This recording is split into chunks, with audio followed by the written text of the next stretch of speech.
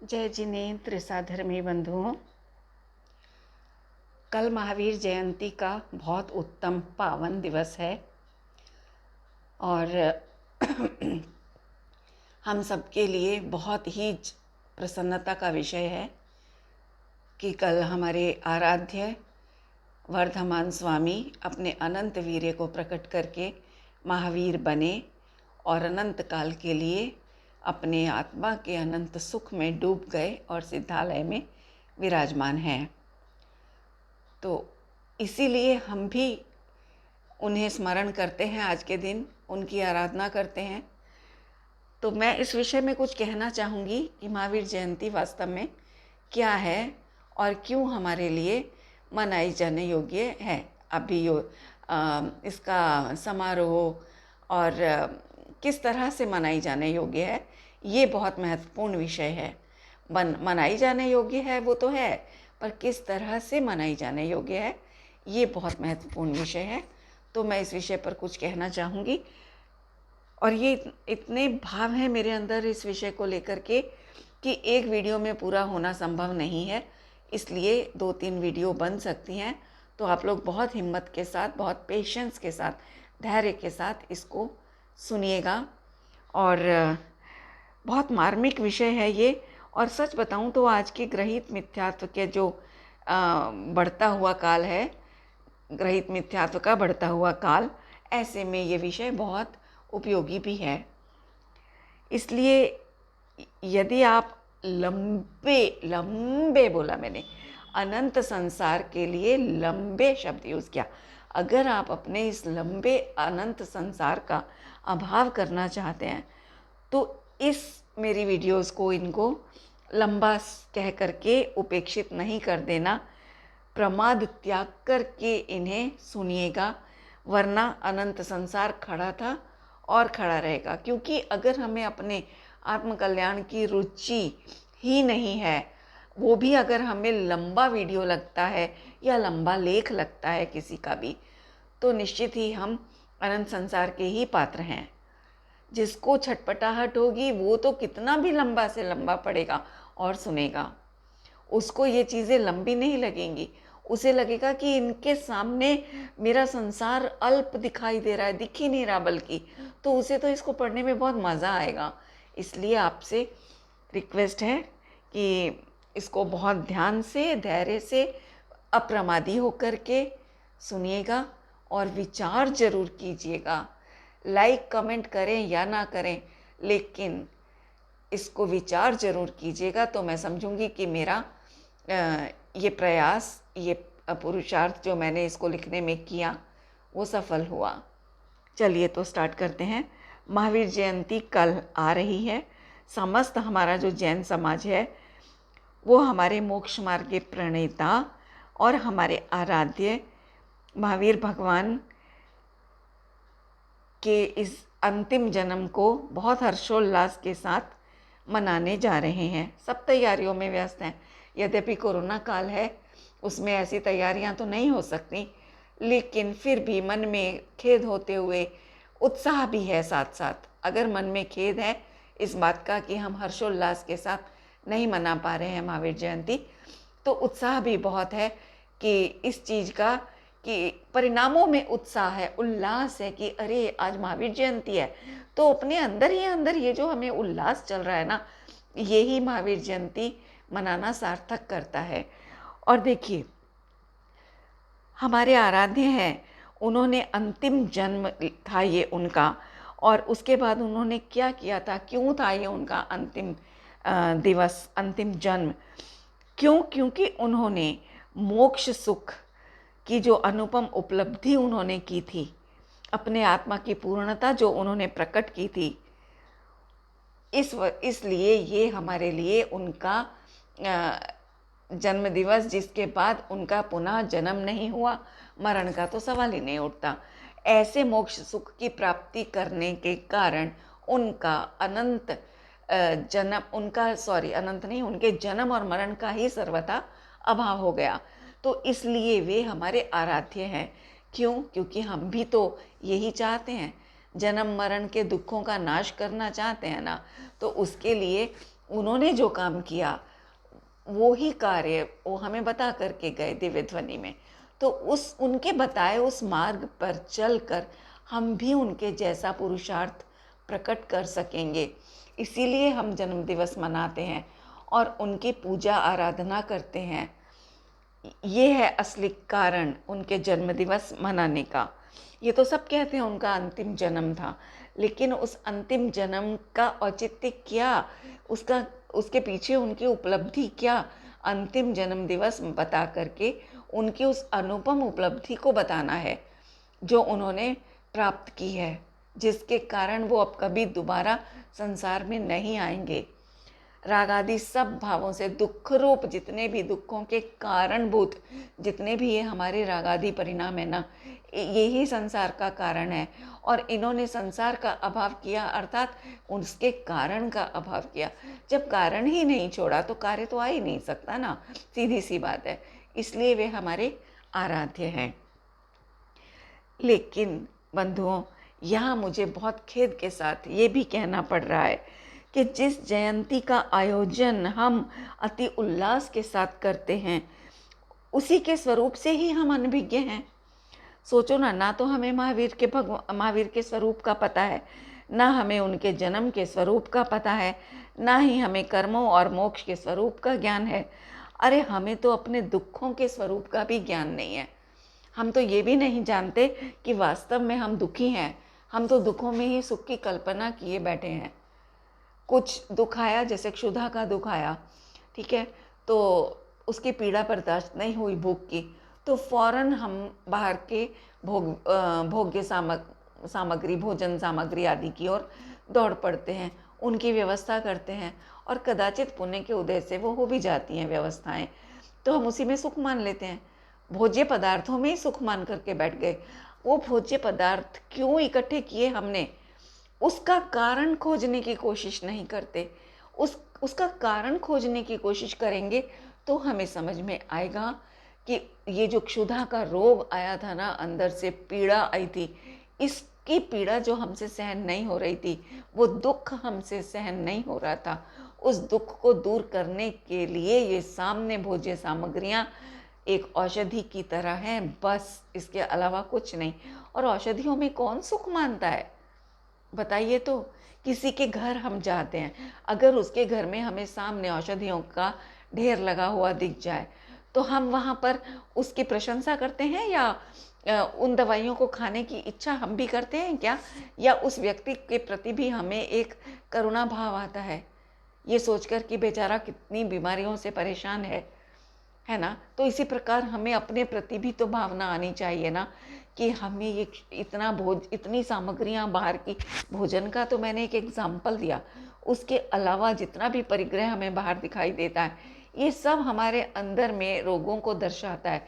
शीत रोग, उष्ण रोग, गर्मी का एसी कूलर, ये सब जो हैं ये हमारे उष्ण रोग को दर्शाते हैं, है ना? और ये जितने भी हीटर और गर्म कपड़े, ये सब जो भी हमारे आसपास भरे हुए हैं, ये सब हमारे शीत नामक रोग को दर्शाते हैं, है ना? और पानी आदि की व्यवस्था, बड़े बड़े मकानों की व्यवस्था, ये सब हमें असुरक्षा भय, गर्मी सर्दी बरसात की वेदनाओं से भय, वो सब रोगों को दर्शाते हैं। ये सब रोग हैं, हमारे आत्मा के रोग हैं, इन सबको दर्शाते हैं ये सब हमारे परिग्रह, और हम उन परिग्रहों में ही सुख माने बैठे हैं। कितने आश्चर्य की बात है कि बाहर औषधियाँ रखी हैं हमारे लिए, उनमें हम सुख नहीं मानते, उनको बहुत मन मार के खाते हैं। ये सोचकर नहीं खाते कि इसमें बड़ा कोई मीठी दवाई हो, मान लो, तो हम उसको हर समय चाट चाट के नहीं खाते हैं कि अरे ये तो बड़ी मीठी है, नहीं ना। जब भी खाएंगे, जो डॉक्टर ने हमें गाइडेंस दी है उसको खाने के प्रति, उस गाइडेंस का ध्यान रखते हुए उसका सेवन करते हैं, उतनी ही क्वांटिटी में सेवन करते हैं ताकि हमारा रोग दूर हो। लेकिन यहाँ क्षुधा आदि रोगों को दूर करने के लिए हम ढेरों प्रकार के व्यंजन आदि, वस्त्र आदि, सब नाना प्रकार के सुविधाएं, ये सब हम इकट्ठे करके बैठे हुए हैं अपने आसपास और उनमें मगन पड़े हैं। अगर भूख लगी है तो एक रोटी में या दो रोटी में अगर वो क्षुधा वेदना शांत हो सकती है। तो उसकी जगह हम 4-4 5-5 खाते हैं, साथ में मीठा भी चाहिए, साथ में चटनी भी चाहिए, साथ में दही रायता भी चाहिए। कितने प्रकार के व्यंजनों का हम ढेर लगा देते हैं, सोचो, जो कि ये औषधियाँ हैं जबकि। लेकिन अगर हमें इनका औषधि का, इनके स्वरूप का ज्ञान होगा, तभी तो हम ये बात समझ पाएंगे कि ये वास्तव में औषधि हैं और इनसे हमारा राग भाव हटेगा, अदरवाइज कभी नहीं हट सकता। तो ये मैं आपको बताना चाह रही हूँ कि हमें दुखों का ही ज्ञान नहीं है, रोग का ही ज्ञान नहीं है, अपने त्रिकाल स्वस्थ आत्म स्वरूप का ही ज्ञान नहीं है। तो फिर कैसे हमारी महावीर जयंती मनाना सार्थक हो। मंद कषाय में ही हम सुख माने बैठे हैं। किसी को क्रोध नहीं आता मान लो, या कम आता है, तो हम उसे बहुत शांत स्वभावी मान लेते हैं, जबकि शांति तो आत्मा का स्वभाव है। वहाँ तो क्रोध का नामो निशान भी नहीं है, अस्तित्व ही नहीं है।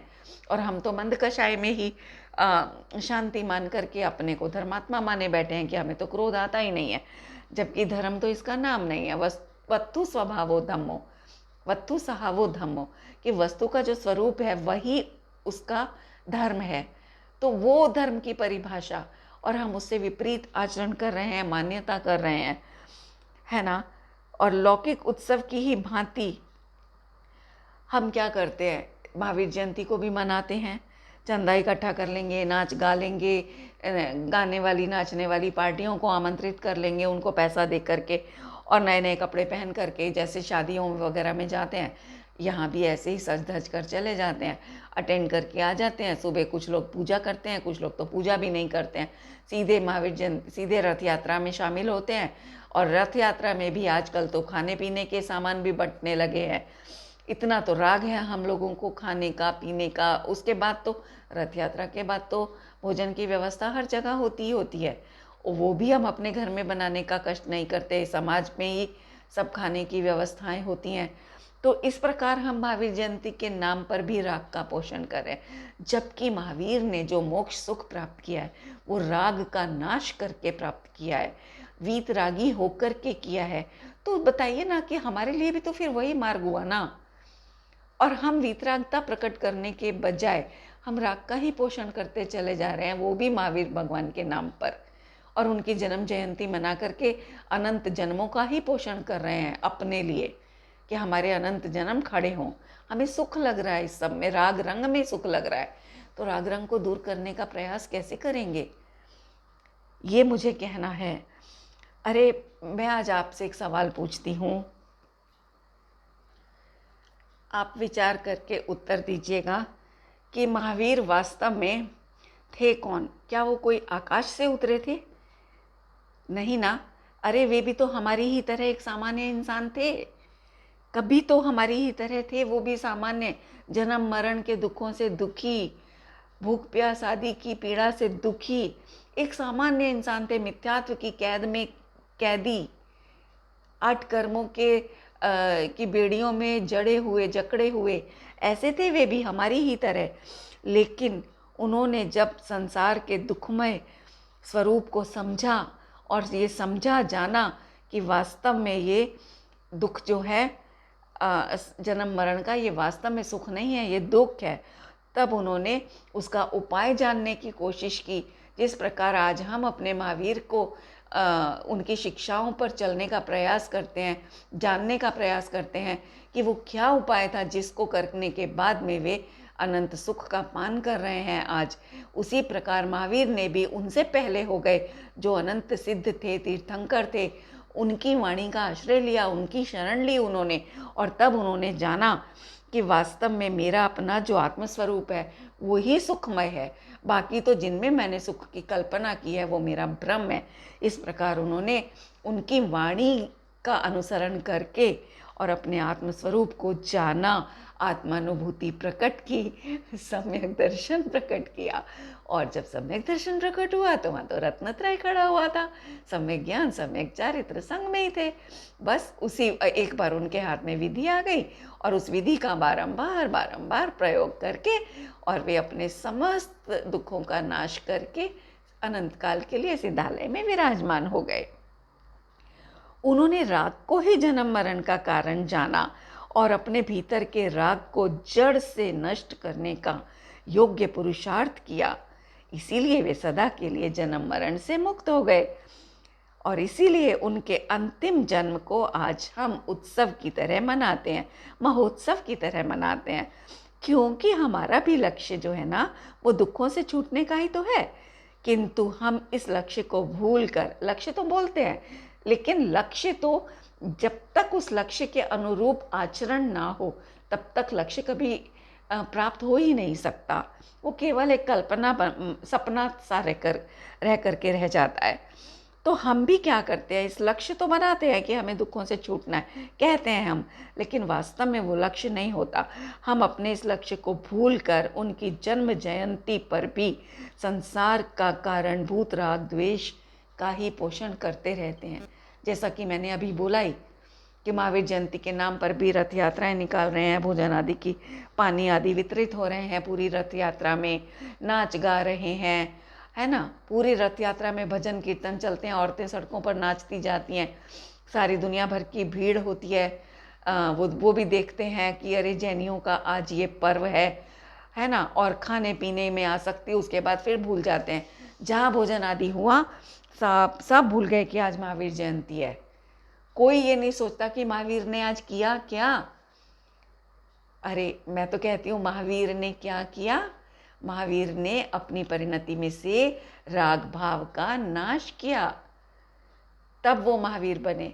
तो हम भी बन सकते हैं महावीर। स्वभाव से तो हम आज भी महावीर हैं, क्योंकि अनंत वीर्य के धनी है ना, इसलिए हम भी महावीर हैं। अनंत वीर्य को जो धारण कर रखे वो परिणति महावीर ही तो हुई, लेकिन उसने उसको जाना नहीं अभी तक, अपने उस अनंत वीर्य स्वभाव को, और तो प्रकट नहीं किया।